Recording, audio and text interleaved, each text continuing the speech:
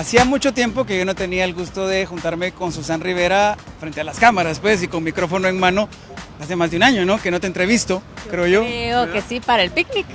Para el picnic o algo así. Me acuerdo de aquellos martes o lunes de Viva la Mañana de Ámalos, en los que siempre presentábamos alguna mascota que estuviera en adopción. Y hoy te quise invitar, Su, porque siempre hablamos de las mascotas, pero pocas veces hablamos de vos. De por qué te apasionaste tanto con este tema, dónde y cuándo nació tu pasión por los animales. Bienvenida al club. Hola, re bienvenida. Bueno, pues yo creo que eso es algo que se aprende en casa, definitivamente.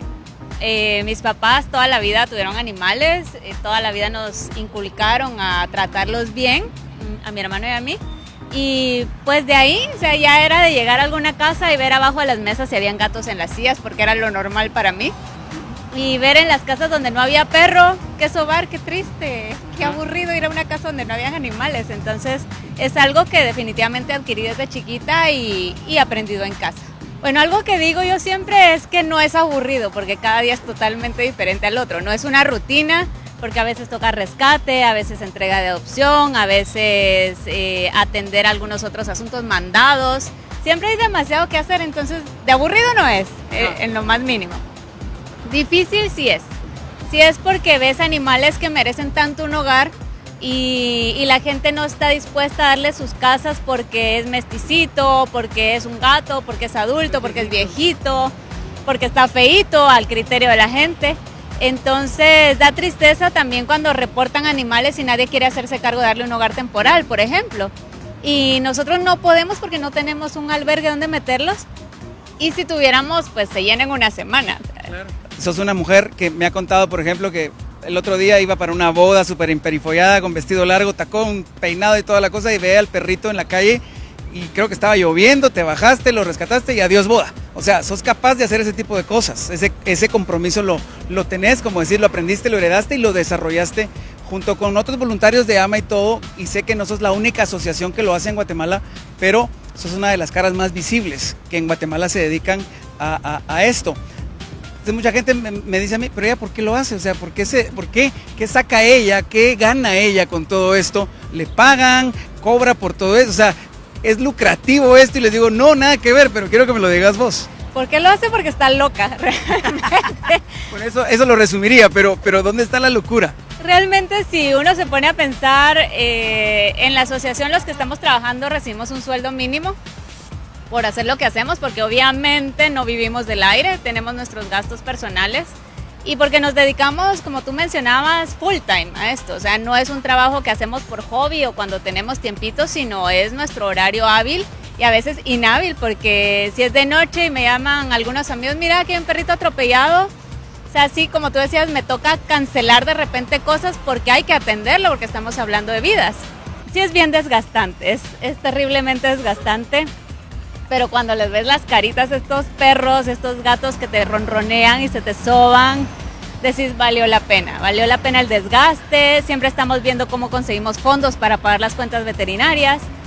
Pero cuando ves y recordás los videos que tomamos del caso cuando está el perro atropellado y con el hueso expuesto, y después vas viendo todo el progreso hasta que lo ves corriendo y con la lengua de fuera y te mira con aquella carita y ellos no olvidan. A diferencia de la gente, o sea, la lealtad y la gratitud de un animal, o sea, de verdad que sí, eso paga todo el trabajo, todo el sacrificio muchas veces. Esa pregunta, Su, la comentamos ahorita fuera de cámaras, es ¿qué harías si no te dedicaras a AMA? O sea, yo sé que sos diseñadora y que también en tus poquísimos ratos libres de repente haces cositas y todo lo de AMA lo diseñas vos y todo. Pero ¿a qué te dedicarías de veras? Es una buena pregunta si no estuvieras en AMA.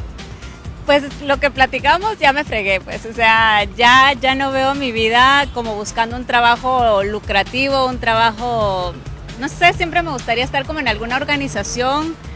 En AMA he aprendido muchísimo, relaciones públicas, ser vocera, atender diferentes medios.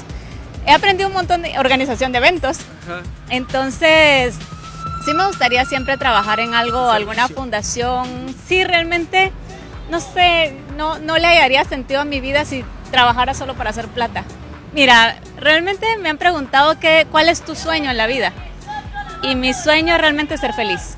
Y yo creo que cualquier cosa alrededor que te lleve a esa situación de estar feliz, ese camino voy a tomar. Y si te ves rodeada de animales, obviamente.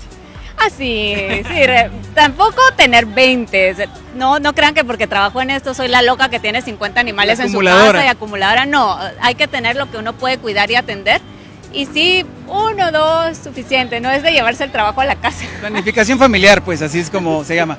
Bueno, somos tus fans, tus fanses, sos nuestra heroína, de verdad. Yo quiero ser como vos cuando sea grande, pero lo que pasa es que ya soy grande, entonces ya quiero ir en el camino, porque yo le digo a la suya, yo no podría hacer lo que haces vos, de rescatar a un animalito y luego tener que entregarlo.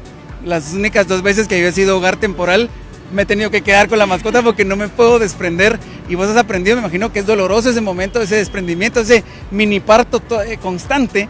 Y te admiro tanto por eso, y te agradecemos tanto los del Club de las Mascotas por lo que haces. Como te digo, no sos la única que lo hace en este país, sos una de las más visibles y estás dando un buen ejemplo. Así que te lo quiero agradecer, te quiero un montón y te agradezco en nombre de todos los integrantes del Club de las Mascotas. No me refiero solo a nuestro equipo técnico, que somos poquitos pero sinceros, sino a toda la gente que nos mira, que nos pregunta por vos y que te echa porras.